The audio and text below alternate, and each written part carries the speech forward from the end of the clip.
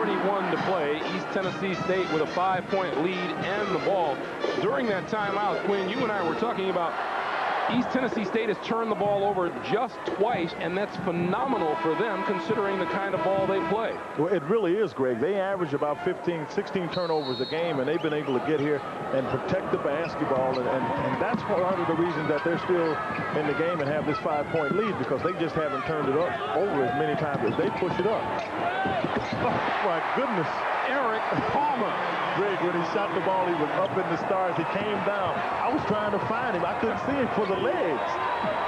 7-point lead for the Bucks. This is Deron Johnson. You'll let him take that shot because he won't make it more than likely, and he can't get a rebound from right there, right at the free throw line. Trezell Silvers had the rebound. And 3 minutes to play in the half. Talford. That's short. No, that's air ball. That's short.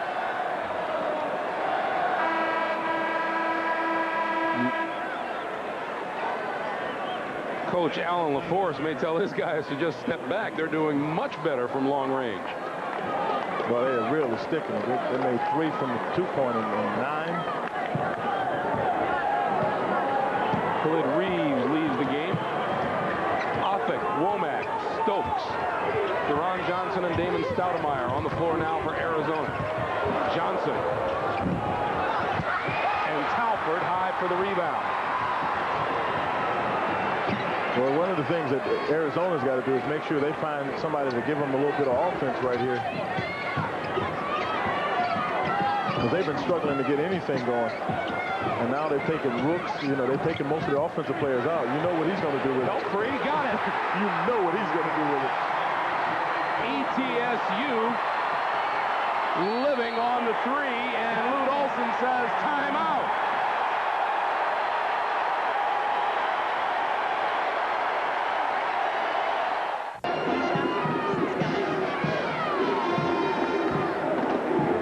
It's a score that's bound to raise some eyebrows around the country. Here in Atlanta, they're fighting for the right to meet Michigan on Sunday. Michigan a winner over Temple. The other game will feature Tulane against Oklahoma State.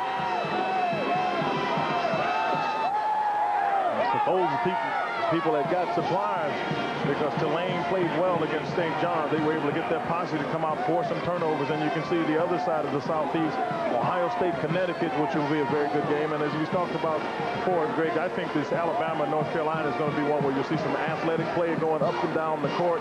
This one, both of those games will be fun to watch.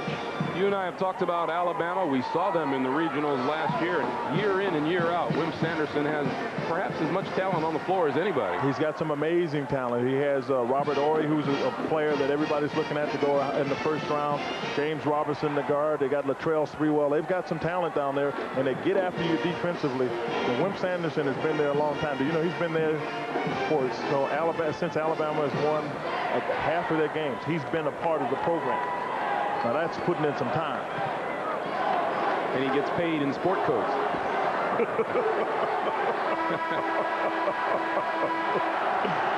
In Milwaukee, Midwest Regional.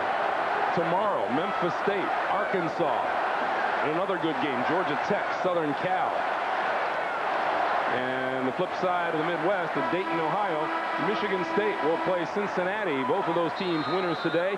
Kansas over Howard will play the winner of Evansville and Texas El Paso. See, coming out of the timeout, going to a 1-3-1 zone as East Tennessee State. They want to be able to rush people out of the corners. That's where they do not want the ball to get. You cannot let the ball get into the center on any defense. Stoudemire down the lane for the 2, 40-32.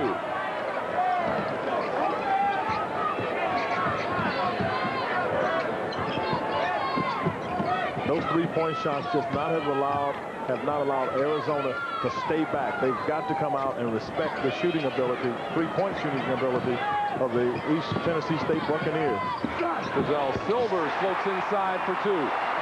at the minute-and-a-half mark. 42-32 Buccaneers. And then, you know, Greg, and this is great for their confidence to be able to go in like this, because now they feel like they can get some baskets. But one of the people that if I'm East Tennessee State, I'm going to try to isolate on, that's Sean Rooks. I'm going to make him play defense. Womack hitting the boards and finally puts it back home. Because first of all, Rooks has 2 fouls, and there's just no way he can guard that quickness. Story's shot doesn't fall. The long pass to Womack, and that's out of bounds to East Tennessee State. Boy, he took a spill. Is it nice to be young? Bounces right back up. Well, this is a long pass, and then all of a sudden he cannot control it. And I know he thinks this is a table and realizes at the end, oh, safe. 45 seconds to play, first half. We got 34 seconds on the shot clock. There's about a 10-second difference.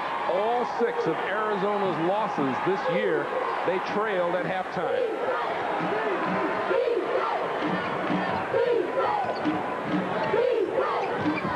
You got speed against speed here. Stoudemire trying to guard. Oh, my goodness. Silvers for 3. They're letting them shoot threes, and that's on Sean Rooks because he will not come out and guard him.